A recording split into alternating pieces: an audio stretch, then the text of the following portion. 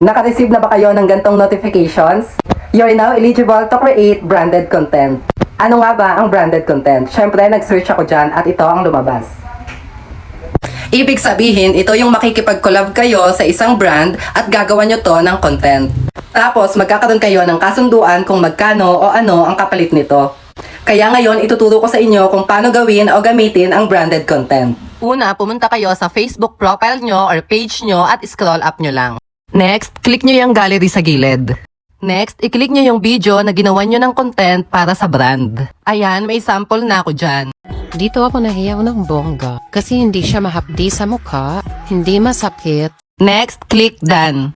Lagyan siya ng caption na related sa product. Pag okay na yung caption, click done. Tapos, click mo yung next. Next, click collaborator. Diyan sa box, ilagay mo yung name ng product or yung brand.